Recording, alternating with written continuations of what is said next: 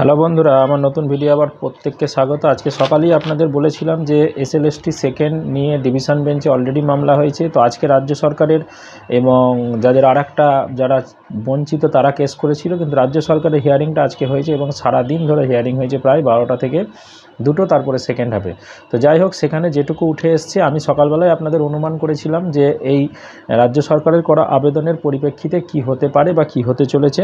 তো যেটুকু শোনা যাচ্ছে বা যেটুকু বোঝা যাচ্ছে, তাতে ডিভিশন বেঞ্চের যে সৌমেন সেন আছেন, মানে সৌমেন সেনের বেঞ্চে এটা মাননীয় বিচারপতি সৌমেন সেনের বেঞ্চে করা হয়েছে।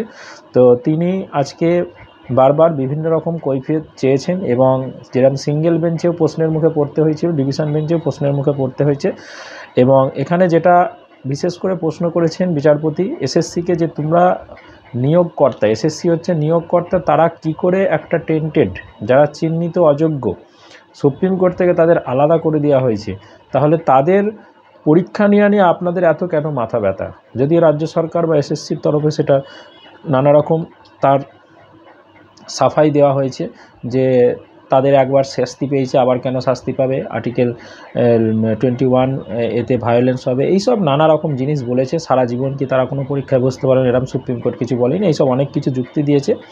তো বিষয়টা হচ্ছে যে যেটুকু বোঝা যাচ্ছে, আমি সকালেও বলেছিলাম, এখনও বলছি, যে এই মামলা খারিজ হবে এবং শুধু খারিজ হবে তাই নয়, এবং এর আরও কিছু পজিটিভ দিক হয়তো এখানে আসতে পারে, বিশেষ করে এক্সপিরিয়েন্স নাম্বার পাওয়ার ক্ষেত্রে এটা, প্লাস অযোগ্যরা যাতে বসতে না পারে সেটা, প্লাস 3 নম্বর হচ্ছে আরও একাডেমিক বা যে ডেমনস্ট্রেশন আছে, এই সবগুলো কিছু পরিবর্তন কিন্তু হতে চলেছে।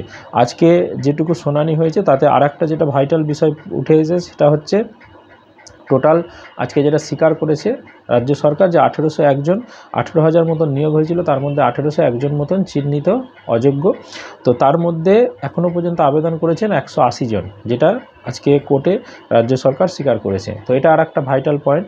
তো অতএব এটা কোনো ম্যাটার নয়, এটা বোঝাতে চেয়েছে বারবার, এবং এরা বসতে না পারলে যারা ওয়েটিং ছিল বা যারা পায়নি তারাও বসতে পারবেন, এরকম অনেক অযৌক্তিক যুক্তি দিয়েছে। ঠিক আছে, যাই হোক, সেটা বিচারপতি বুঝতে পেরেছেন এবং বিচারপতিও নানা রকম কোশ্চেন আজকে করেছেন। এখন যেটুকু বোঝা যাচ্ছে, যেটুকু শোনা যাচ্ছে, সেটা হচ্ছে অর্ডার কপি এলে আরও ডিটেলস পরিষ্কার বোঝা যাবে। তো আগামীকাল আবার এটা হিয়ারিং হতে পারে, এবং হিয়ারিং হবার পরে মামলা যেটা হবে, আমি যেটা বলেওছিলাম অলরেডি, যে এই ডিভিশন বেঞ্চেও নিষ্পত্তি কিন্তু দ্রুত হবে, এবং আমার মনে হয় কালকেই হয়তো ডিভিশন বেঞ্চে অর্ডার কিছু হয়ে যেতে পারে। তো আর যদি না হয় তাহলে আর একটা ডেট হয়তো পড়তে পারে এই সপ্তাহের মধ্যেই, বা হয়তো নেক্সট উইকের মধ্যে। তো দিয়ে এটা ডিভিশন বেঞ্চের কিন্তু অর্ডার হবে, এবং অর্ডার যেটা হতে পারে এটা আমার অনুমান, কারণ যত যুক্তি বুদ্ধি আছে তা থেকে সিঙ্গেল বেঞ্চ যেটা রায় দিয়েছে সেটা তো থাকবেই। উপরন্তু এখানে যদি যারা বঞ্চিত চাকরি প্রার্থী তারা যদি ফাইট দেয়, তাহলে এখানে কিন্তু রায়টা অন্যও হতে পারে।